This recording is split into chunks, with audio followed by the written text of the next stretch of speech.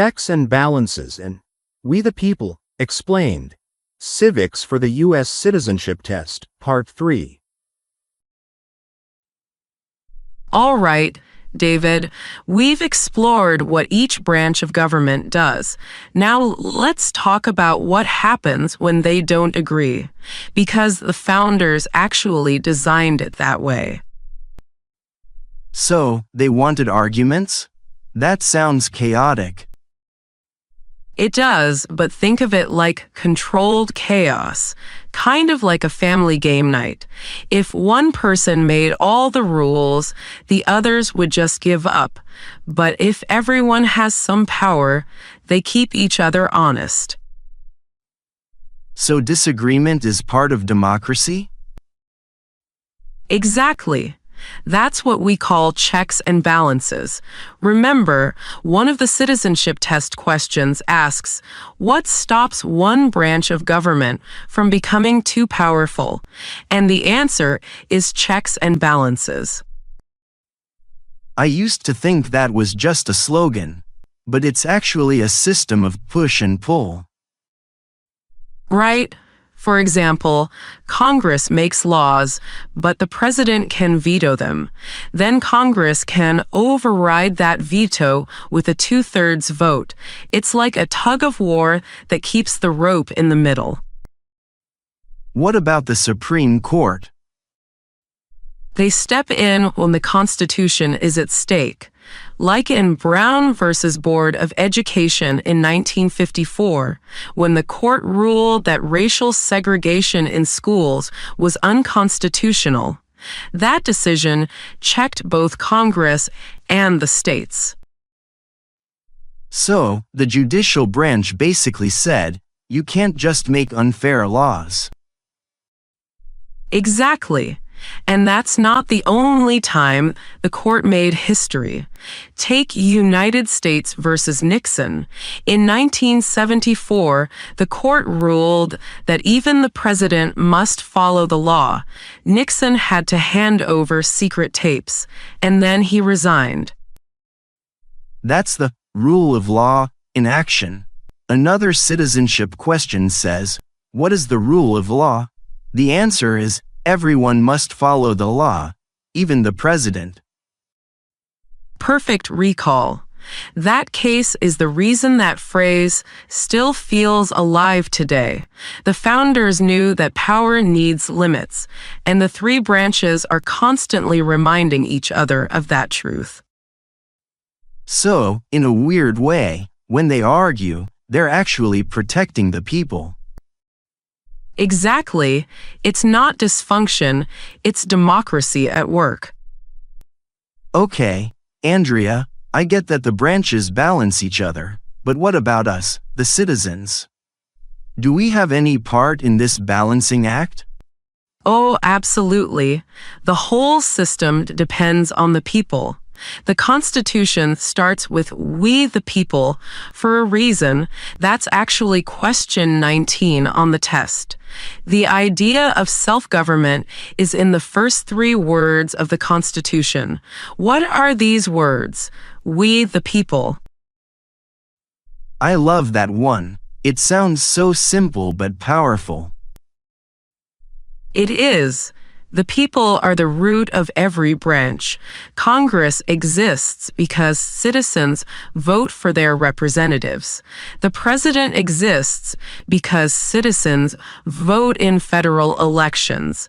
And judges, the president appoints them, but only with the Senate's approval. Again, all connected to the people's will. So our votes ripple through all 3 branches. Exactly.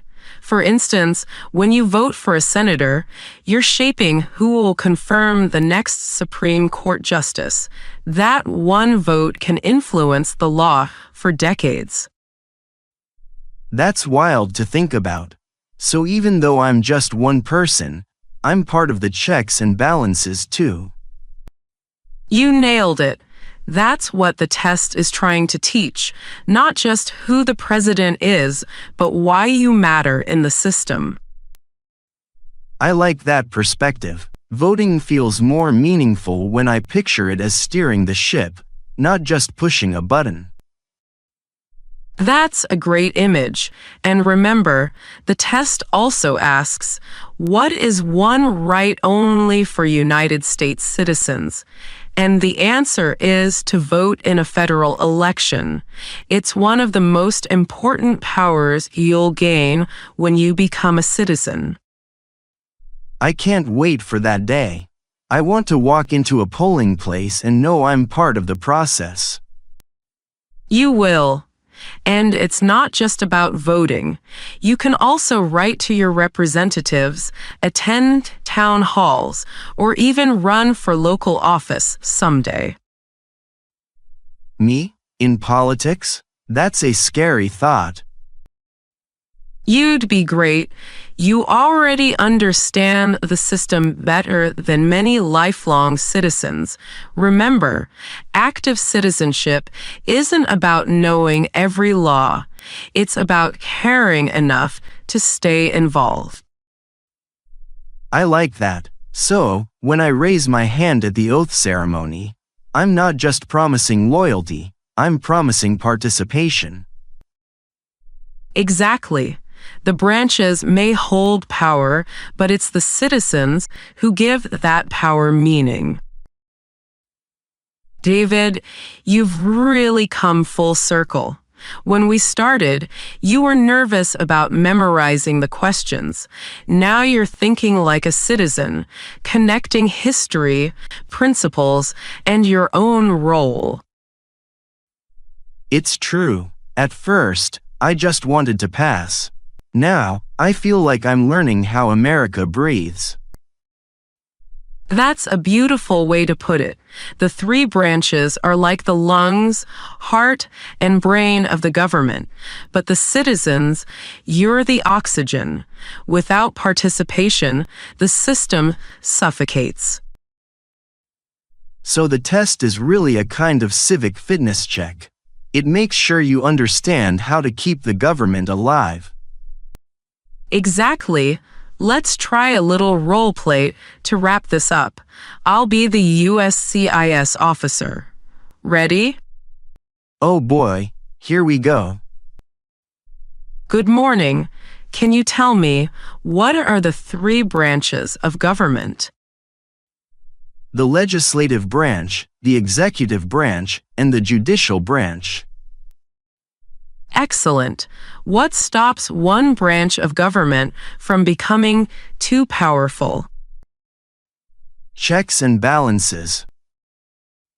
Perfect. Who is in charge of the executive branch? The president. Wonderful. And what does the judicial branch do? It reviews laws and makes sure they follow the Constitution. Fantastic. You just passed your civics portion with flying colors. Really? I think I'd still be sweating in the real interview. Everyone does, but now you understand what those answers mean, and that's what makes you ready. You know, before we started these talks, I thought the U.S. Citizenship Test was just about facts, dates, names, memorization. But now I see it's a lesson in trust. The people trusting the government, and the government trusting the people. That's the essence of American democracy, mutual trust built on accountability. The test just teaches you the vocabulary of that trust. And the three branches are like its grammar, how the whole thing makes sense together. Exactly. You've got the language of citizenship now. And when you take the oath, remember that you're joining a conversation that started in 1787 and never really ends. That's incredible. It makes me proud to think that my voice will become part of that ongoing story. It will. The U.S. doesn't need perfect citizens, it needs engaged ones. Every time you vote, speak up, or help your community, you keep the Constitution alive. I'll remember that. The branches may share power, but it's the people who give that power purpose. Exactly, David. That's the heart of the test and the heart of America. So when I say, we the people, I'll know it's not just a phrase, it's a promise I get to help keep. Beautifully said. That's your final answer, and it's worth more than a perfect score. Thank you, Andrea. You've made this journey not just educational, but meaningful. Thank you, David. Every time someone truly understands the three branches, the American story grows stronger, and soon you'll be one of the voices carrying it forward. I can't wait. My first act as a citizen will be to vote, and maybe rewatch Schoolhouse Rock. A perfect plan. Remember, democracy doesn't end when you pass the test, it begins. Then here's to the next chapter: learning, voting, and speaking up. And here's to every future citizen who believes in the balance of freedom and responsibility. Congratulations in advance, David. You've already passed the most important test, the test of understanding. And that's one test I'll never forget. Nor should you, because that's how democracy stays alive, one informed citizen at a time. We the people, right? Always, David, we the people.